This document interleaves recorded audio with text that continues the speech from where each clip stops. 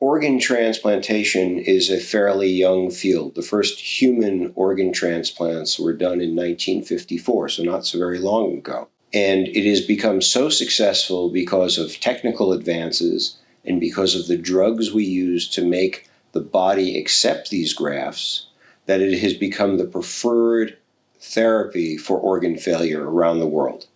And clearly, organ transplantation is better than, for example, dialysis for kidney failure or other forms of therapies that we don't have right now. Now, the medical community has failed in some regards in the sense that we haven't stopped people from smoking and we haven't treated diabetes and we haven't treated hypertension. So there are lots of reasons why people's organs fail. But be that as it may, the organ transplantation has become so successful that in most parts of the world, we just don't have enough organs to replace the organs that are failing. And so many years, we've been thinking about ways of making organs work better or developing artificial organs, all of which are areas of research. But one of the areas that's been thought about since even the 1600s is transplantation from another species. Now, there are many ethical concerns about transplantation from primates, from non-human primates, from baboons and chimpanzees, because none of us want to use those as sources for organs, and there aren't enough of them, and they're not big enough to fit the need. So many years ago, people started thinking about xenotransplantation, or transplantation between species, but using pigs as organ donors. And the reason they chose pigs was because there are a lot of pigs and they're used for food, but also because they can be bred with certain characteristics on a farm and they get to be the right size, so you could have a heart or a liver or lungs that were the right size for all recipients, so you could breed them to size. There also has been genetic manipulation of pigs for years for food products and for other things, so that we know, and the whole genome, the whole DNA of pigs has been sequenced. So we have a lot of information about pigs that we don't have about any other species. And in general, pigs have been seen by the public as acceptable as a source of organs. Even amongst people who traditionally won't consume pork, amongst Jews and Muslims, their leaders in their religions have accepted the notion of pigs as organ donors to save a life. And this is a personal decision that people may make. I've been working in this field for over 30 years, but one of the things that slowed this field was work I did in my laboratory, where I discovered a virus in my laboratory that seemed to have the capacity to infect humans and came from normal pigs. And so all of a sudden, people stopped thinking about doing xenotransplantation from pigs while we continued to do research in the laboratory. And it turns out this porcine endogenous retrovirus is not as dangerous as we thought, and we can actually breed pigs without that particular virus. So where do we stand? We are just starting a big journey in clinical trials. It's very exciting. We have done the first few human xenotransplants. We've done a number of hearts. We've done a series of kidney transplants, and we've had some struggles, but they've generally gone well. What has made that possible? We have better drugs to suppress the immune system so that the individuals don't reject their organs. That's been a big advance, not just for xenotransplantation, but for human-to-human transplantation or allotransplantation. We have new molecular biology, and most people have heard in the news media about this system called CRISPR, or CRISPR-Cas9, which they gave the Nobel Prize for not so very long ago.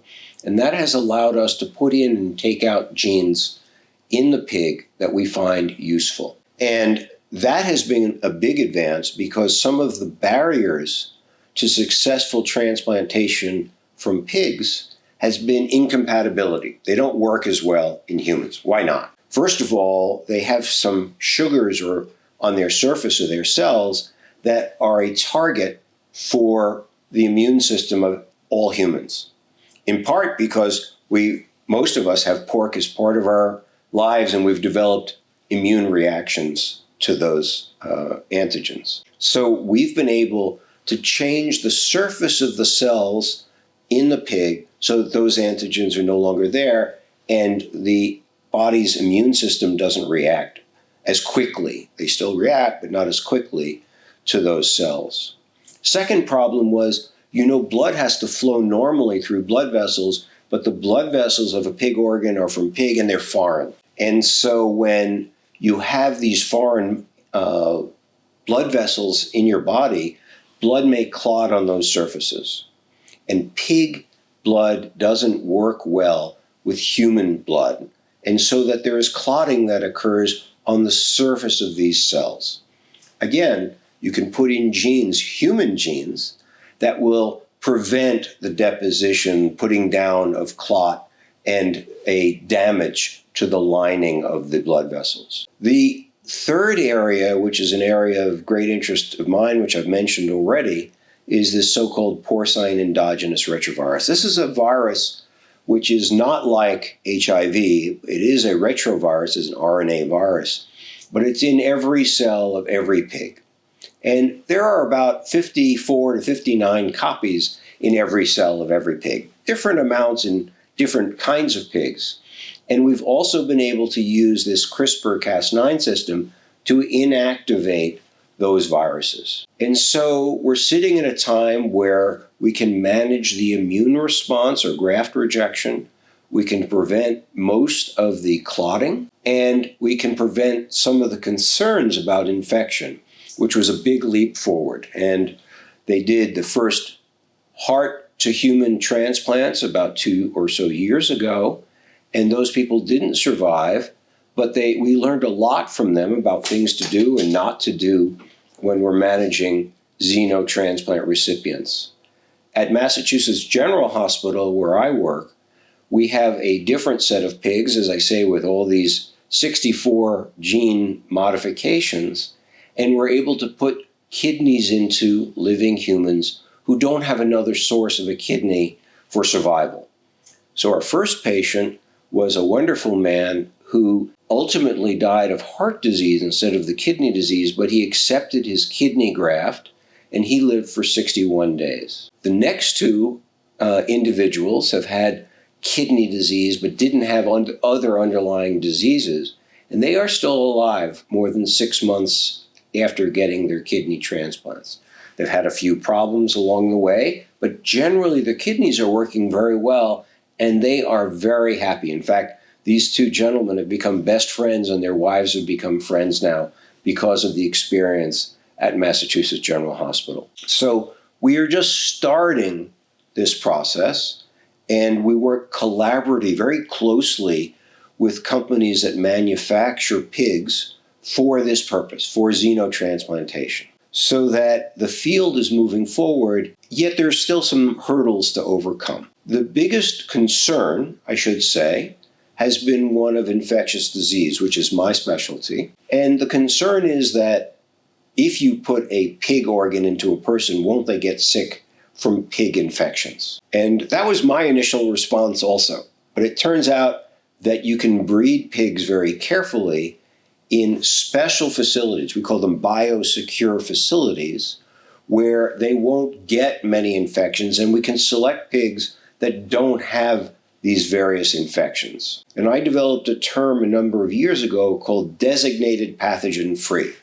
And all that means is we have a list of all the organisms that I have learned about from my experience taking care of organ transplant patients in the hospital, and we get rid of them from our breeding colony. This could make the pigs very safe.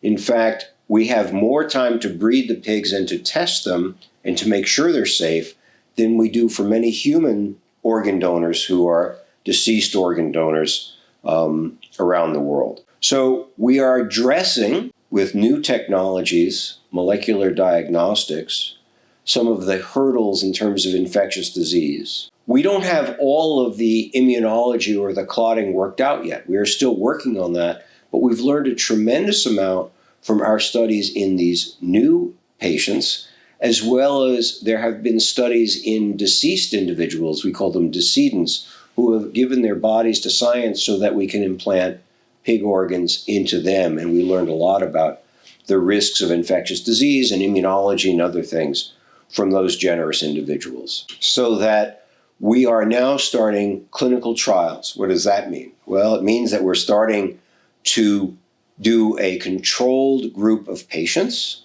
with certain criteria who all will get organs from the same type of pigs with the same types of immune suppression.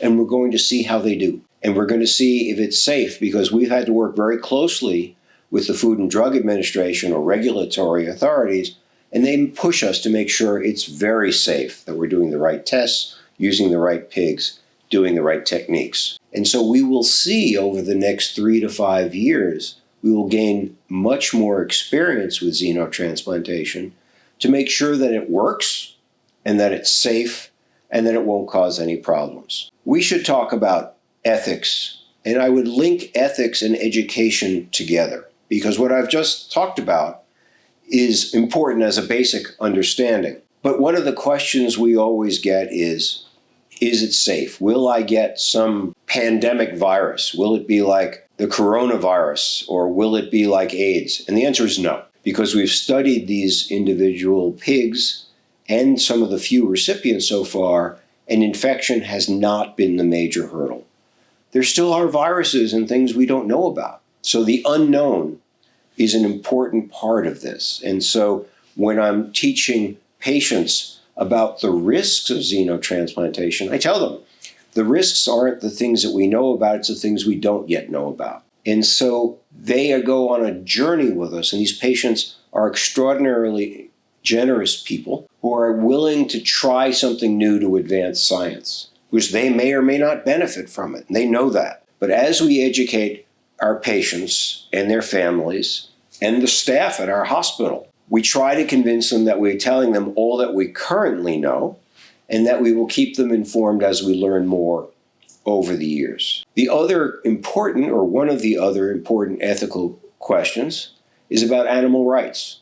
And are we treating these individual animals carefully? And the answer is yes. They are socialized, they are housed in beautiful facilities, they are fed good food, and we take very good care of them. There is controversy about whether we should be using animals for human benefit. And I think that's a personal decision that people make, but we've been doing that for years, and certainly we eat millions of pig products every year. But some people may feel that's inappropriate, and that is their personal choice, and they have the right to make that choice. What's the hope here? The hope is that we develop a source of organs that will address the organ shortage, not just in Boston and the United States, but worldwide. How's that going to work? Well, part of it is that we will have a supply, so there'll be more of the decedent organs that will be available for other individuals. Part is that we're exploring new technologies like freezing organs so that we can ship them all over the world. And that may address organ shortages elsewhere. Part of it is we're going to set up pig breeding colonies all over the world, and so people will have access, if they want xenotransplantation, to organs in those areas. So I think there are opportunities here, and public dialogue, public education, discussion with anybody who's interested is an important part of this. And we've released various guidelines and documents to try to make it safer, but also to explain it for people around the world.